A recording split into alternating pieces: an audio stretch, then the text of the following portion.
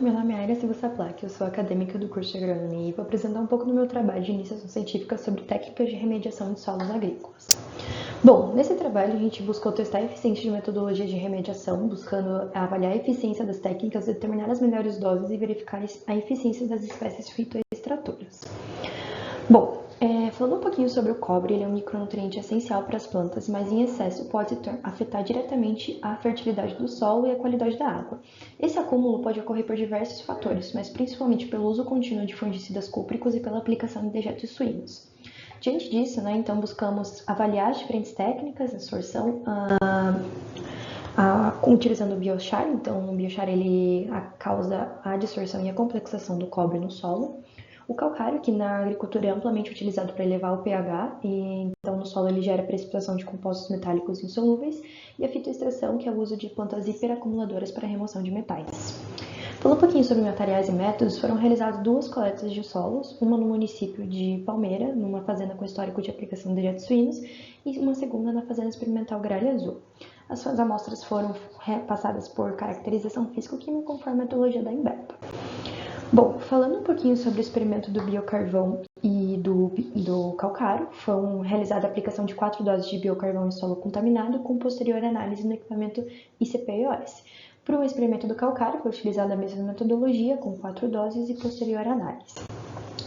Bom, aqui a gente tem uma tabela que apresenta como funcionou a distribuição das amostras nos experimentos tanto de biocarvão quanto de calcário, e uma foto da leitura das amostras no ICP-IOS. Bom, no experimento da fitoextração foi realizada a avaliação com o crisântemo e a cravina de jardim. O experimento foi conduzido em casa de vegetação com cerca de 120 dias. Todos os nossos experimentos foram realizados análises estatísticas utilizando o software R, verificando normalidade e homogeneidade dos dados. Bom, aqui a gente também tem uma tabela que apresenta a distribuição das amostras de fitoextração e aqui uma foto de como foi a coleta da parte aérea das plantas. Bom, como resultado, nós temos que o biocarvão houve uma alta eficiência em solos contaminados artificialmente, com cerca de 99%. Entretanto, nos solos com histórico de dejetos suínos, houve um aporte negativo, então o próprio biochar acabou trazendo cobre para esse solo. E já no calcário, o experimento funcionou bem em solos contaminados artificialmente, mas acabou tendo valores irrelevantes nos condicionados naturalmente. E no experimento 3, houve um baixo desempenho, então não demonstrou uma diferença significativa entre as espécies. Bom, aqui a gente tem uma tabela que mostra as médias de cobre disponíveis na solução e o efeito da biorremediação com solo no experimento de biocarvão, e uma tabela que mostra os p-valores dos pressupostos de normalidade, homogeneidade das variâncias e o teste de análise de variância.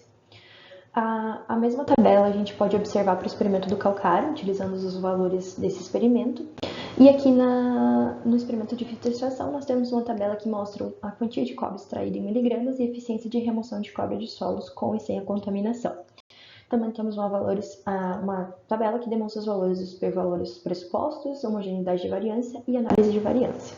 Bom, como discussão, então, nós temos que os solos já possuíam um pH próximo à neutralidade, uma alta matéria orgânica e elevada CTC, que já foi utilizada como um filtro natural para o cobre. E a química do solo, então, foi um fator determinante para a baixa disponibilidade desse metal, e o fato do esterco suíno, que ser em fase de terminação, pode ter contribuído para um menor acúmulo do cobre. Como conclusão, a gente pode determinar que pH próximo à neutralidade alta CTC já atua como um agente natural da retenção, e por uma perspectiva futura do trabalho, a gente poderia testá-lo em solos mais ácidos com menor CTC e diferentes fontes de condensação para avaliar a eficiência desses métodos. É isso, agradeço ao programa por essa oportunidade e a minha orientadora.